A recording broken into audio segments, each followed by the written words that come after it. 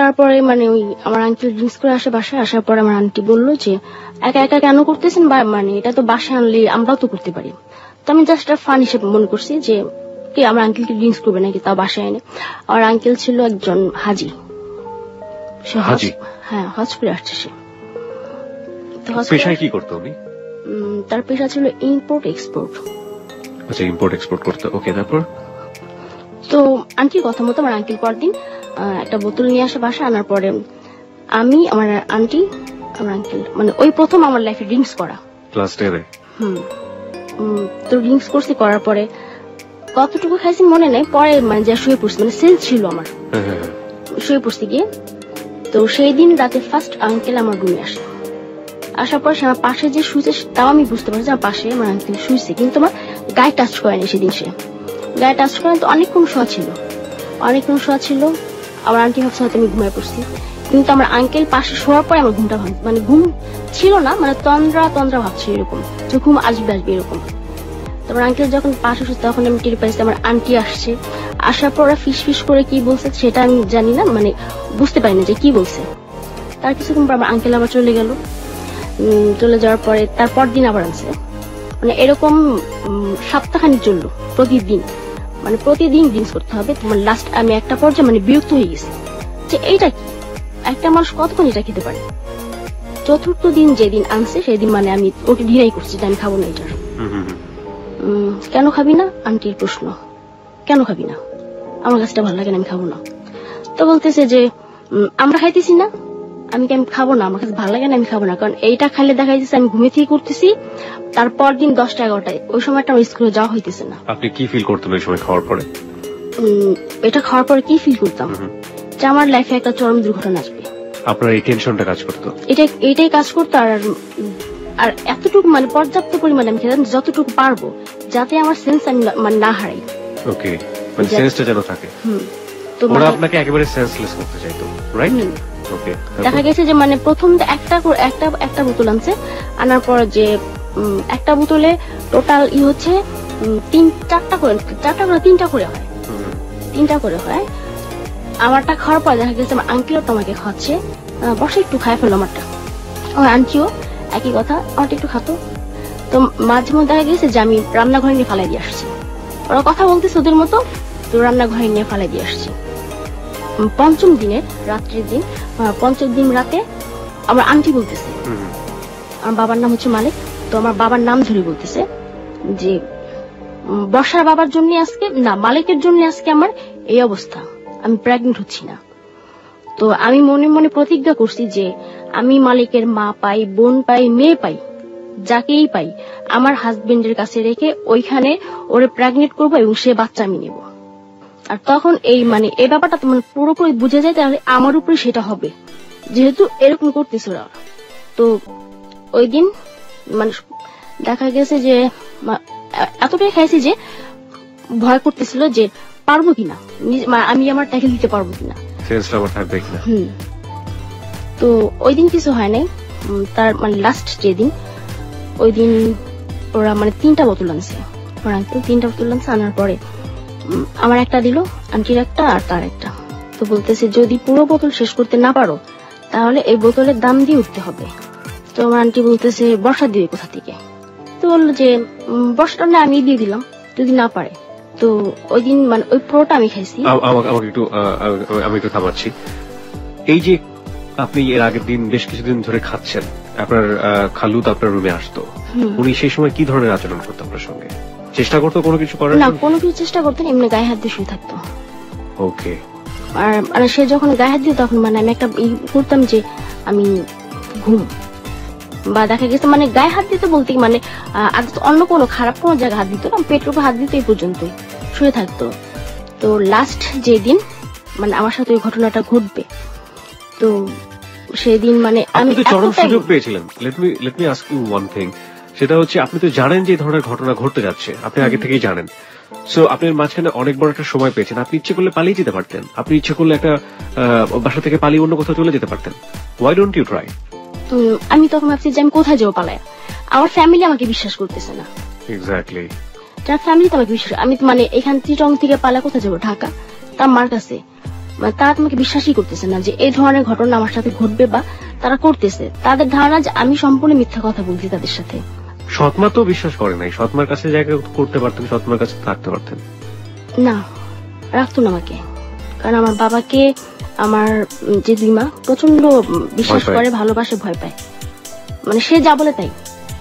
তো একটা পর্যায়ে তো মানে যেদিন লাস্ট মুহূর্তে মানে 7 দিনের দিন, মানে আমি পুরো সেন্সিন এটা আমি জানি যে আমি আমার রুমে কি হয়ে গেছে তাও আমি জানি না, কিন্তু মানে খাওয়ার আগে আমি, কারণ আমি জানি যে আজকে কিছু একটা হবে, যেহেতু 3টা বোতল আজকে আনছে।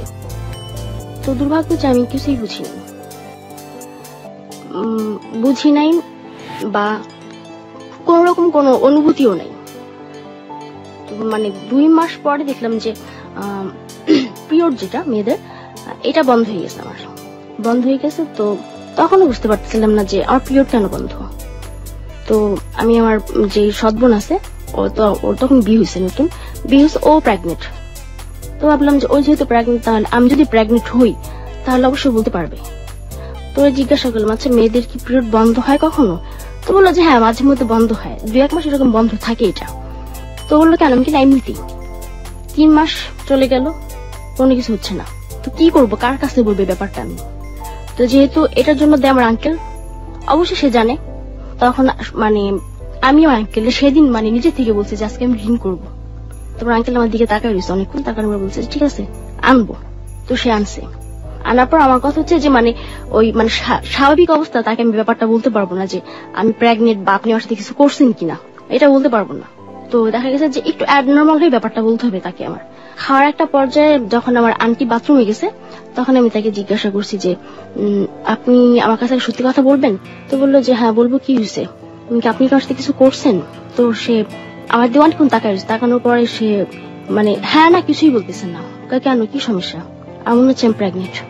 তো আমার আঙ্কেল তখন বললো যে সে শুধু হ্যাঁ বললো। সে হ্যাঁ বলার পর আমি আমার রুমে চলে গেছি। তো আমার আন্টিরও হয়তো ব্যাপারটা আমার আঙ্কেল বলছে যে বর্ষা প্রেগনেন্ট। তো এটা যখন বলছে, তো আমার আন্টি জানে কিনা তা আমি জানতাম না, আন্টি জানে কিনা। তো 4-5 দিন পর আমি মানে আমার ঘুম ভেঙে গেছে, এমনি শুয়ে গেছি। তো আমার রুমে ছিল ডাইনিং টেবিলটা, আঙ্কেল নাস্তা খেতেছে।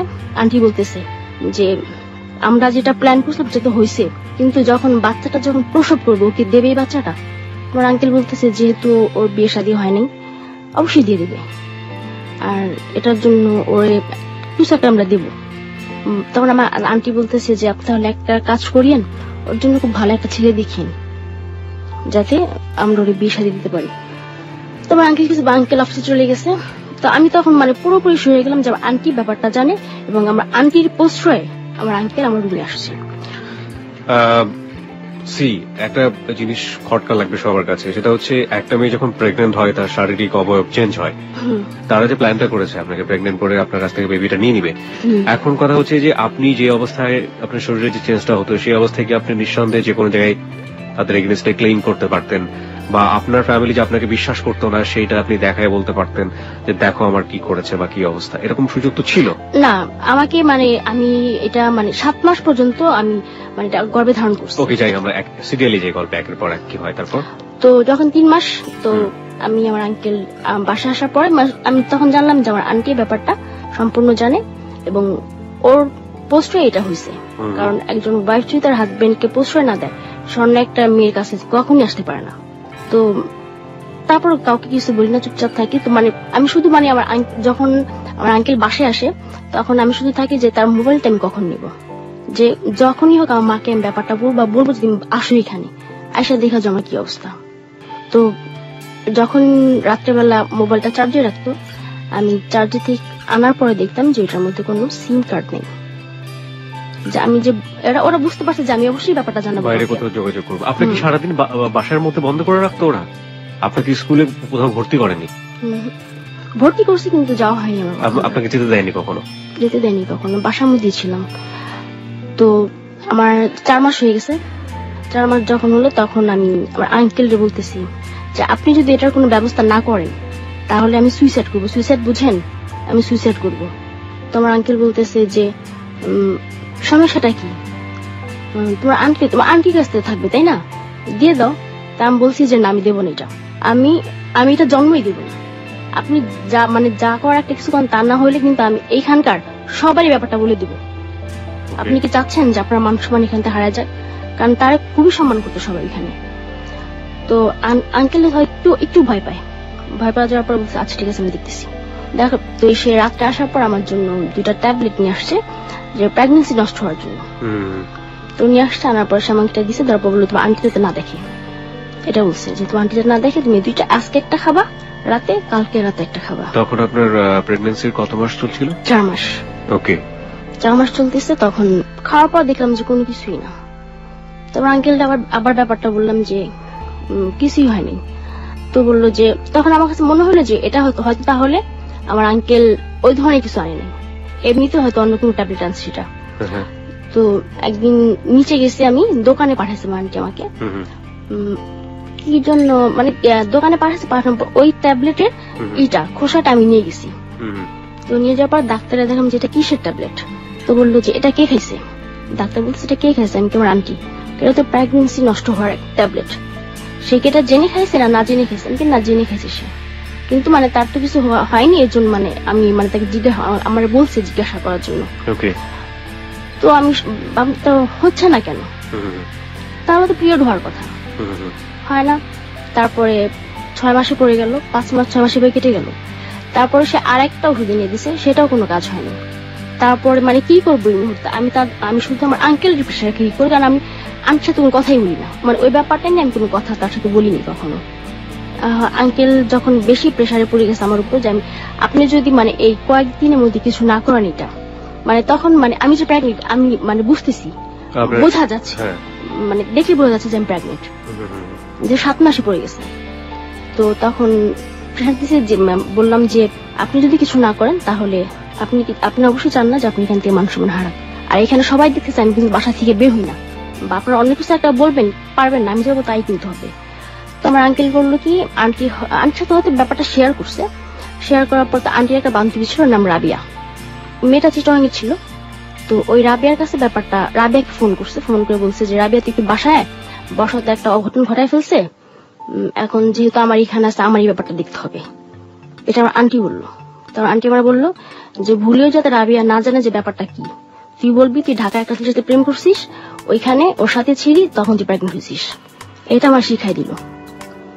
তো রাবি আন্টি আসছে, আসার পরে রাবি আন্টির কাছে সব ব্যাপারটা মানে আন্টি বলছে। তো বলার পর রাবি আন্টি বললো যে বর্ষা তুমি না শিক্ষিত মেয়ে, তুমি এই ভুলটা কিভাবে করলা? তো আমি চুপচাপ কিছুই বলিনি। তো সে আমার নিয়ে গেল একটা মহিলার কাছে, মানে সে এইগুলোর কাজ মানে এই অ্যাবর্শন করতে পারে। তো সে এখানে নিয়ে গেল। তো সে আমাকে একটা বেডে শোয়ালো, শোয়ানোর পরে সে পেটে হাত দিল, পেটে হাত দিয়ে বললো যে বাচ্চা তো অনেক বড় হয়ে গেছে, 7 মাস হয়ে গেছে, তো আর 3 মাস থাকলেই তো হয়, কেন ফালাবা? সেটা আমার বলতেছে। তখন রাবিয়ানকে আবার আমার বললো যে ওইখানে যদি প্রশ্ন করো তোমার হাজবেন্ড কই, তাহলে বলবা যে তোমার হাজবেন্ড আরেকটা বিয়ে করছে, এই জন্য তুমি বাচ্চাটা রাখতেছো না, নষ্ট করে ফেলবা। তো সে বলতেছে যে 7 মাস হয়ে গেছে, রেখে দাও, 3 মাস পর এমনিই হবে। তখন আমি বললাম যে না, আমার হাজবেন্ড আরেকটা বিয়ে করছে, এই জন্য আমি রাখবো না। তো রাবিয়ানটি বললো যে এটা যেভাবে মানে নর্মালি করাতে হবে। তো মহিলা বললো যে 7 মাস হয়ে গেছে, এটা কিও নর্মালি করি আমরা, আর যদি নর্মালি করে দেখা যাবে যে ওর একটা সমস্যা হবে। তো বলতেছে না নর্মালি করাতে হবে, কারণ যদি সিজারে করাতে যাই ও মানে সিজার করাবে না, কারণ আমি আনম্যারিড, এটা তো আর ওই মহিলা জানে না। তো বলছে না সিজারে করাবে না, যেভাবে হোক নর্মালি করান এটা। তো বলতেছে যে না নর্মালি আমাদের পক্ষে সম্ভব না, তাহলে তুমি অন্য কোথাও নিয়ে যাও, যদি নর্মালি কেউ করতে পারে সেখানে নিয়ে যাও। যেহেতু 7 মাস হয়ে গেছে, মানে আর 3 মাস লাগে, সেখানে একটা ছিল যে নর্মাল হতে, কিন্তু হ্যাঁ, আর 7 মাস যেহেতু এটা নর্মাল কিভাবে হয়, 2 মাস বা 3 মাস, হ্যাঁ ঠিক আছে।